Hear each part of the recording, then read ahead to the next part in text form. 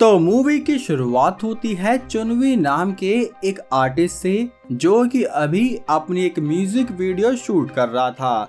जिसे शूट करके वो जब नाइट क्लब में एंजॉय करने पहुंचा तो तभी उसे वहां अपना मैनेजर दिख गया।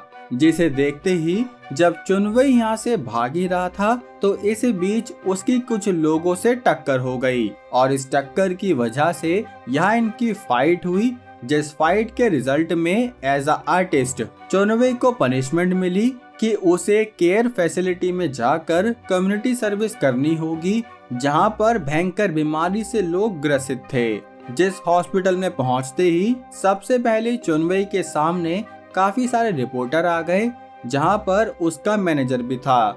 जिसके सामने ही चुनवई ने उन लोगों से माफी मांगी और वो इस फैसिलिटी में आ गया, जहां उसे ये हेड नर्स दिखी, जिसने एक वुमेन एना से इसको इंट्रोड्यूस कराया कि अब से यही आपकी ड्यूटी वगैरह का ध्यान रखेगी और हाँ, जिसका आप वेट कर रहे हो उसकी भी एंट्री होने वाली है। खैर, तब एना ने चुनवई को उसकी ड्यूटीज के बारे में बताया कि तुम्हें पेशेंट्स के पास उनके लेटर्स भेजने हैं और यहाँ की साफ सफाई, साथ ही उनके कपड़े भी धोने होंगे। जो सुनकर ही चुनवई काफी फ्रस्ट्रेट हो गया कि मैं इतना बड़ा आर्टिस्ट और मुझे ये सब करना होगा। हाँ भाई, इंडिया नहीं है ना ये, जहाँ पैसा मारो और कुछ भी करा लो। खैर, तब वो यहाँ से जब थोड़ा बाहर घूमने आया तो उसे यहाँ कुछ ऐसे पेशेंट दिखे जो बेचारे अपने रोजमर्रा की जिंदगी को भी ठीक से नहीं जी सकते थे, जिन्हें देखकर उसे काफी बुरा फील हुआ।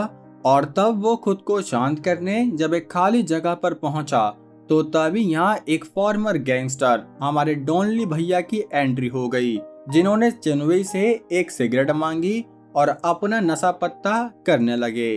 खैर, अब अगले दिन से ऑफिशियली चुनवई ने अपनी कम्युनिटी सर्विस स्टार्ट कर दी, जिसमें उसने पेशेंट्स को लेटर डिलीवर करे और खाना पीना वगैरह यही सब। तब वो अपने इस नए रूटीन में खुद को डाल ही रहा था, जहां पर मिस एना उसके हर दिन के काम पूरा होने पर एक स्टैंप लगाती थी, ताकि इससे चुनवई की प्रोग्रेस आगे बढ़ती रहे और वो जल्दी इस हॉस्पिटल से निकल जाए। खैर, तो अब जब चुनवई अपने रूम में आराम कर रहा था तो तभी उसे कुछ म्यूजिक सुनाई दिया, जिसे सुनते ही जब वो म्यूजिक के पीछे आया तो यहाँ कोई चंद्रमुखी नहीं बल्कि ये पेशेंट्स का ग्रुप ही अपना एक बैंड बनाकर प्रैक्टिस कर रहा था, जिसमें एक तो एना थी और एक छोटी बच्ची हान, साथ ही हमारे डोनली भैया और ये अलग बंदा बोंगसेक। असल में इनके बैंड का नाम था फियोनिक्स बैंड, जिसके बारे में पता चलते ही चुनवई अपनी चद्दर तान के दोबारा सो गया। जिसके अगले दिन जब वो अपने काम के लिए लेट उठा तो तभी उसे उस छोटी बच्ची हान ने रोक लिया कि मैं आपकी काफी बड़ी फैन हूँ, लेकिन हाँ, मैं जल्दी मरने भी वाली हूँ, तो इसलिए मैं चाहती हूँ कि आप मेरे साथ एक फोटो ले लो। जो सुनकर बेचारे चुनवई के दिल में थोड़ा बुरा फील हुआ और उसने हान के साथ एक फोटो ले ली। खैर, तो अब कुछ दिन तक उसकी ड्यूटी ऐसे ही चलती रही, जैसे बीच यहाँ एक काफी बूढ़े पेशेंट की डेथ भी हुई, जिसे देखकर ही उसे अपनी माँ की याद आने लगी, जो कि ऐसे ही हॉस्पिटल में उसके फादर के साथ चली गई थी। खैर, तो तब उसे नहीं पता चला कि उसकी मदर किस रीजन से मरी, जिस वजह से ही वो अपने फादर से भी ठीक से बात नहीं करता था। खैर, तो तब वो अकेला लेटा ही था, जहाँ एना भी उसके पास आई, जिसको देखते ही चुनवई ने अपनी फ्रस्ट्रेशन निकालनी शुरू करी कि इस केयर फैसिलिटी में तुम बस लोगों को बोझ बना रहे हो ताकि वो कुछ चंद दिन की जिंदगी और जी सके। लेकिन एना बोली कि नहीं, असल में फैसिलिटी इन पेशेंट्स के लिए एक ऐसी जगह है जहाँ पर ये घर जैसा फील करते हैं, क्योंकि यहाँ इनके जैसे ही लोग आसपास हैं। जो सुनकर चुनवई अपने फ्रस्ट्रेशन के साथ ही यहाँ से निकल गया कि हटाओ, मैं तो ये हॉस्पिटल छोड़ के चला जाऊंगा। जिस बीच ही उसे हमारे डोनली भैया ने रोका और वो बोले कि मैं भी एक ट्यूमर के साथ बैटल कर रहा हूँ, तो मैं चाहता हूँ कि तुम अपने साथ साथ यहाँ पर बाकी लोगों का भी ध्यान रखो, क्योंकि मैं जाते जाते इन लोगों को सारी प्रॉब्लम से बचाता रहूंगा। जो सुनकर चुनवई की थोड़ी और ज्यादा आत्मा जाग गई कि यार, ये बंदा भी मरने वाला है पर फिर भी ये दूसरों के लिए जीना जानता है। इसलिए तब उसने हॉस्पिटल छोड़ने का प्लान छोड़ दिया। जिसके अगले दिन यहाँ पर हेड नर्स से जब कुछ लोग कर्जा मांगने आए तो तभी हेड नर्स उनसे कुछ टाइम मांगने लगी, लेकिन वो कलेक्टर जब मना करने लगे तो इस कलेश को देखकर डॉनली भैया की एंट्री हो गई, जिन्होंने अपने गैंगस्टर होने का प्रूफ देते हुए इन लोगों को यहाँ से भगा दिया। पर कब तक भगाओगे, इसलिए इन्होंने सोचा कि एना, डॉनली, बोंगसुक और वो छोटी बच्ची हैना मिलके एक म्यूजिक कंपटीशन में ऑडिशन देंगे ताकि ये कुछ पैसे इकट्ठा करके इस फैसिलिटी को बचा पाएं। लेकिन उसके लिए भी इन्हें एक ओरिजिनल गाने की जरूरत पड़ेगी, जिससे बीच ही इन्हें चुंगवी गुनगुनाता हुआ दिख गया। तब इन्होंने सोचा कि बड़ी आइडिया है, चुंगवी से ही एक गाना लिखवा लेते हैं, जिसके लिए इन्होंने उसे काफी ऑफर भी किए। जहाँ एना बोली कि मैं तुम्हारे एक काम के बदले तुम्हें 2 स्टैंप दूंगी, पर फिर भी चुंगवी नहीं माना तो एना ने उसे बहुत भयंकर वाले काम दे दिए कि चलो भाई अब ये काम करो, जिनसे परेशान होकर चुंगवी जैसे तैसे उस काम को खत्म करके सो गया। जिसके अगले दिन उसकी मुलाकात अपने असिस्टेंट कियो से हुई, जिसके उसने सारी बात बताई कि यहाँ हॉस्पिटल का बैंड उसकी मदद मांग रहा है। जहाँ कियो बोला कि तुम्हें उनकी मदद करनी चाहिए, क्योंकि भले ही उनका ऑडिशन पास ना हो, लेकिन तुम्हारा वो स्टैंप वाला काम जल्दी खत्म हो जाएगा और तुम यहाँ से निकल भी जाओगे। जो सुनकर चुंगवी को लगा कि सही कह रहे हो, इसलिए उसने रात को अपना एक पुराना गाना ढूंढा जो उसने खुद लिखा था, जिस गाने को उसने स्पियोनिक्स बैंड को हैंड ओवर कर दिया कि तुम लोग जल्दी से ये गाना याद कर लो और इसके इंस्ट्रूमेंट वगैरह मैं बता दूंगा और बस मेरा काम भी हो जाएगा, मैं भी जल्दी निकलूंगा और तुम्हारा भी बन जाएगा। इसलिए वो अगले दिन से ही इन लोगों को प्रैक्टिस कराने लगा। लेकिन इनके सेशन के बीच डॉनली भैया इस इंस्ट्रूमेंट को ठीक से नहीं बजा पा रहे थे, क्योंकि वो सिर्फ लोगों को बजाना जानते हैं। खैर इस बात से ही इनके बीच आपस में कहासुनी हो गई और डॉनली भैया यहाँ से निकल गए। लेकिन जैसे ही वो बाहर हॉल में आए तो उन्होंने हेड नर्स को सुना, जो कुछ लोगों से फाइनेंशियल असिस्टेंस मांग रही थी कि कहीं से कुछ पैसा वैसा मिल जाए और वो इस हॉस्पिटल का कर्जा उतार सके। तब ये देखकर उसे काफी बुरा लगा, इसलिए वो शाम होते ही चुंगवी और बोंगसिक से दोबारा मिलने पहुंचा कि मैं तैयार हूँ। जो सुनते ही बोंगसिक और चुंगवी ने दोबारा इनकी प्रैक्टिस शुरू करी और तब चुंगवी को अपने मैनेजर से एक न्यूज पता चली कि यूएस के एक प्रोड्यूसर ने चुंगवी को इनवाइट किया है ताकि वो उसके साथ एक गाना बनाए। इसलिए अब चुंगवी को जल्दी सर्विस को खत्म करना होगा, इसलिए अब उसने इन लोगों की सेशन जल्दी जल्दी खत्म कराए ताकि ये एक ऑडिशन देने लायक हो जाए। जिसके अगले दिन ही चुंगवी एना के साथ यहाँ टाउन में गया ताकि वो कोई गिटार वगैरह ले पाए। जिसे बीच जब वो वापस आ रहे थे तो उसने गाना सजेस्ट किया कि हम एक ऐसा गाना बनाते हैं जिस गाने की लिरिक्स आप लोगों की कहानी से मिलती जुलती होगी। जो सुनकर एना कोई आइडिया अच्छा लगा, लेकिन तभी यहाँ चुंगवी के फैंस उसका पीछा करने लगे, जिन्हें देखते ही जब ये दोनों यहाँ से भाग रहे थे तो तभी अचानक से एना बेहोश पड़ गई।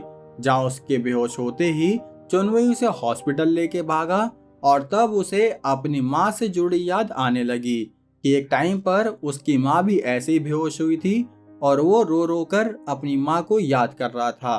खैर तो अब कुछ देर बाद एक हॉस्पिटल एम्प्लॉय ने आकर बताया कि एना के पास अब ज्यादा वक्त नहीं बचा है। जो सुनकर बेचारा चुंगवी एना को जब वापस फैसिलिटी सेंटर में लेकर आया तो उसने सजेस्ट किया कि तुम अपना ट्रीटमेंट क्यों नहीं करा रही, जिस पर एना बोली कि वो ट्रीटमेंट मुझे याद दिलाता है कि मैं मरने वाली हूँ, जिस वजह से ही मैंने यहाँ फैसिलिटी में रहना सही समझा, क्योंकि यहाँ इन लोगों की मदद करके मुझे ज्यादा अच्छा लगता है।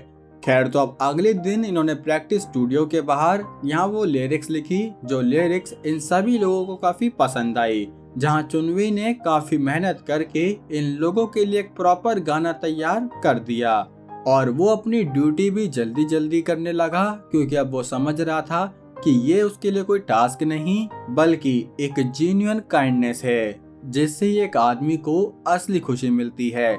इसलिए तब चुंग ने काफी पेशेंट्स के बर्थडे पे गाना भी गाया और मतलब काफी चीज करी। जिसके बाद उसने अपने फादर को भी कॉल करके बात करी, जहां उसे अपनी मदर की डेथ के बारे में जो मिसअंडरस्टैंडिंग थी वो क्लियर हो गई।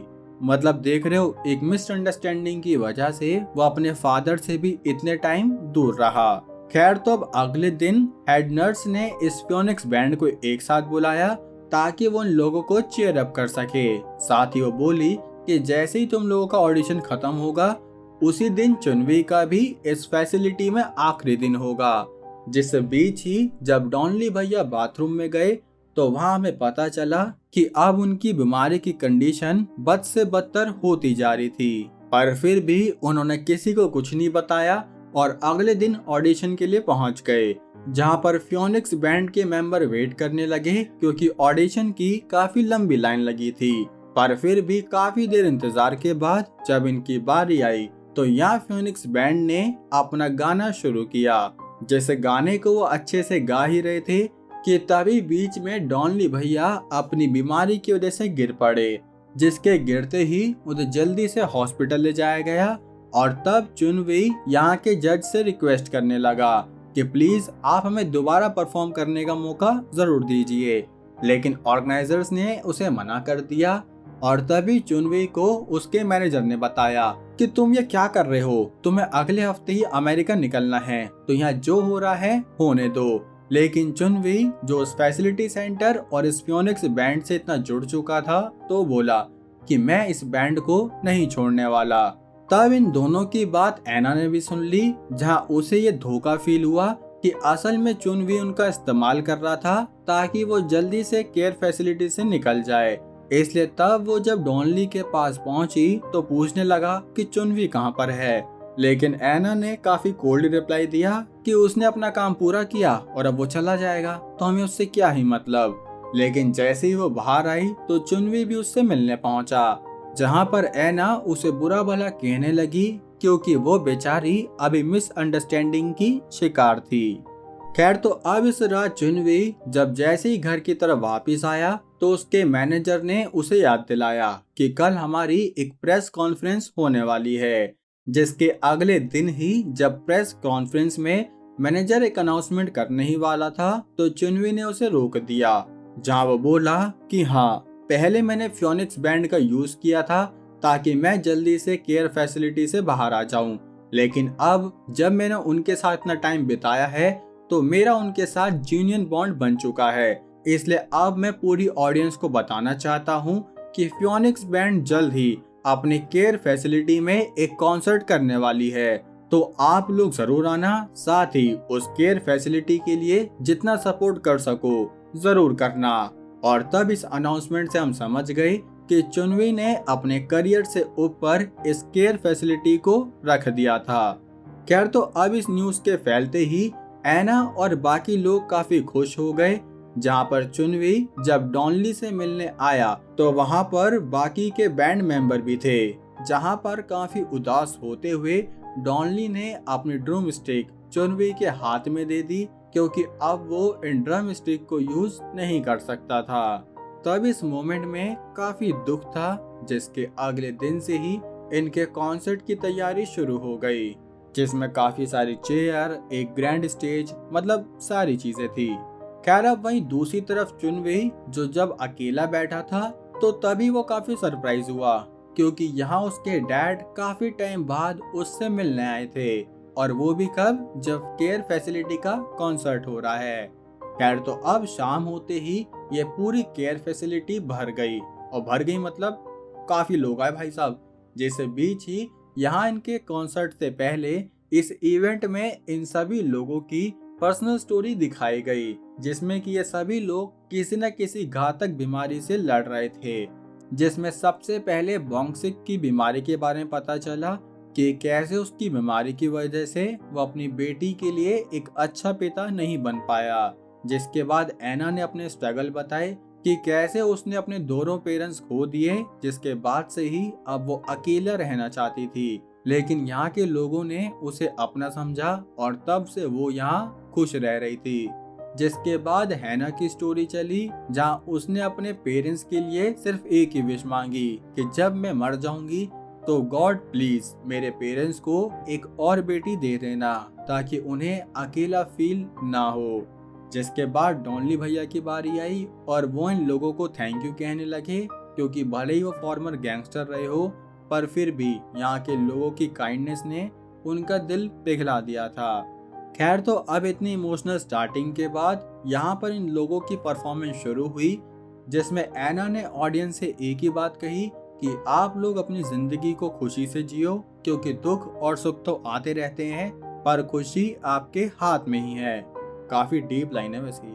खैर, तो अब फियोनिक्स बैंड ने अपनी परफॉर्मेंस शुरू करी, जिसे देखकर यहाँ के सभी लोग काफी खुश थे और इनकी इस खुशी में ही चुंगवी ने ऐना के लिए अपनी फीलिंग्स के बारे में सबके सामने बता दिया, जो सुनकर यहाँ सभी लोग चीयर करने लगे और इसके साथ ये कॉन्सर्ट एंड हो गया।